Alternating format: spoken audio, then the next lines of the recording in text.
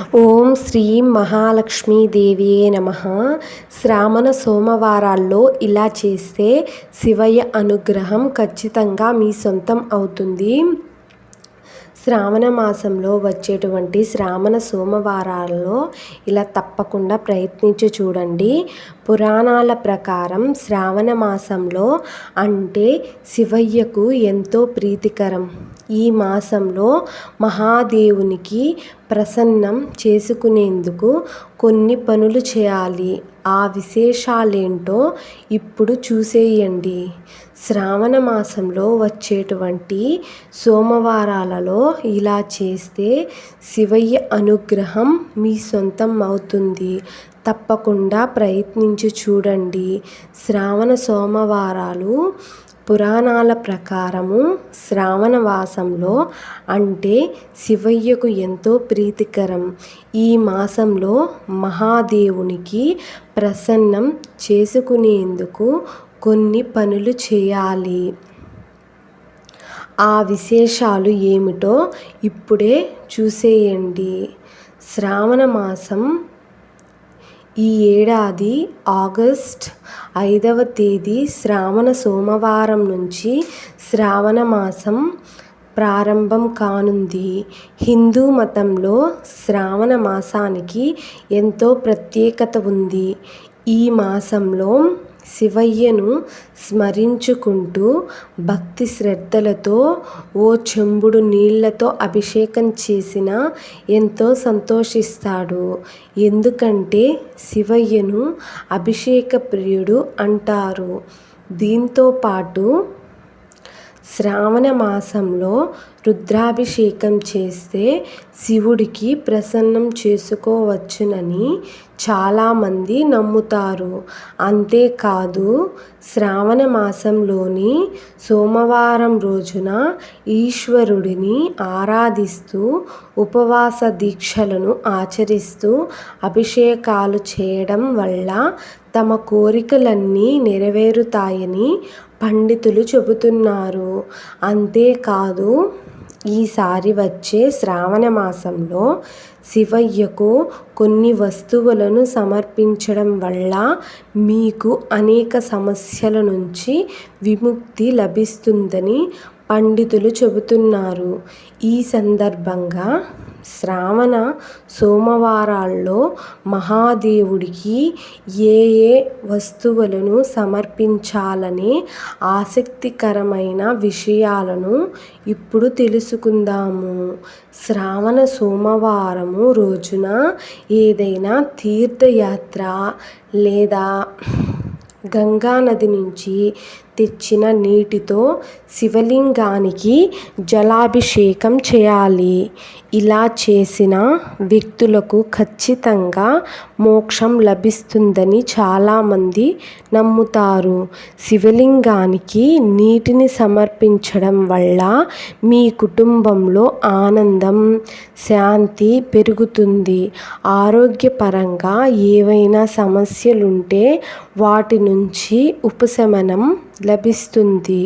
అలాగే శ్రావణ మాసంలో సోమవారం రోజున శివయ్యకు స్వచ్ఛమైన ఆవు నెయ్యిని నైవేద్యంగా సమర్పించాలి. ఇలా చేయడం వల్ల మీకు ఆదాయం పెరుగుతుంది. మీ కుటుంబ జీవితంలో సంతోషం, శ్రేయస్సు పెరుగుతాయి. వీటితో పాటు సుగంధ పరిమళం వంటి వాటిని మహాదేవునికి సమర్పించడం వల్ల తమ జాతకంలో ఉండే దోషాలన్నీ తొలగిపోతాయని చాలామంది నమ్ముతారు. శారీరక బలం కూడా పెరుగుతుంది. శ్రావణ సోమవారం రోజున శివయ్యకు చెరుకు రసాన్ని నైవేద్యంగా పెట్టడం వల్ల లక్ష్మీదేవి కటాక్షం కూడా లభిస్తుందని చాలామంది నమ్ముతారు. అలాగే శివలింగానికి పాలు, పెరుగు, పంచదార కలిపిన నీరు నైవేద్యంగా సమర్పించడం వల్ల తెలివితేటలు పెరుగుతాయని చాలామంది నమ్ముతారు. అంతేకాదు మీ పిల్లల మెదడు కూడా చురుగ్గా మారుతుందని పండితులు చెబుతారు. వారు భవిష్యత్తులో విజయ శిఖరాలకు చేరుకుంటారు. అలాగే శ్రావణ మాసంలో సోమవారం రోజున శివలింగానికి సెమి ఆకులు నైవేద్యంగా సమర్పించాలి. ఇలా చేయటం వల్ల శనిగ్రహం నుంచి ఎదురయ్యే ప్రతికూల ప్రభావం నుంచి ఉపశమనం లభిస్తుంది. అయితే ఎవరైతే తమ జాతకంలో శని దోషంతో బాధపడుతుంటారో వారు మాత్రమే శివలింగానికి సెమి ఆకులు సమర్పించాలి. వీటితో పాటు గోధుమలు సమర్పించడం వల్ల మీకు సంతాన సమస్యలు తొలగిపోతాయి. మీ కుటుంబ సభ్యుల మధ్య సంబంధాల్లో మాధుర్యంగా ఉంటుంది. మరియు అలాగే బార్లీ మరియు నువ్వులు. బార్లీ నువ్వులు శ్రావణ సోమవారం రోజు నాడు శివయ్యకు ఎంతగానో ఇష్టమైన నువ్వులు, బార్లీలను సమర్పించడం వల్ల మీరు తెలియక చేసిన ఏవైనా పాపాలన్నీ నశిస్తాయని నమ్ముతారు. అంతేకాదు మీరు మానసిక ఆనందాన్ని కూడా పొందుతారు. మీరు సామాజిక స్థాయిలో విజయం కూడా సాధిస్తారు.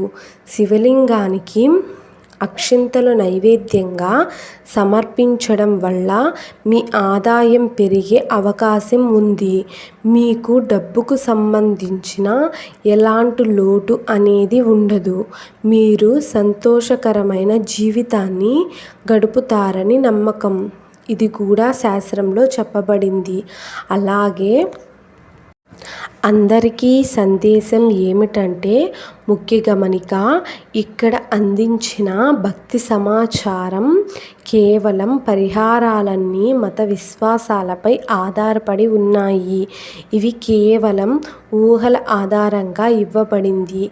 దీనికి సంబంధించిన ఎలాంటి శాస్త్రీయ ఆధారాలు లేవు. ఎలా నమ్మాలనేది పూర్తిగా మీ వ్యక్తిగత విషయం. దీనికి ఈ ఛానల్కి ఎటువంటి సంబంధం లేదు. తప్పకుండా నమ్మి ప్రయత్నించండి. ఆ దేవుడి అనుగ్రహం మీ మీద కలుగుతుంది.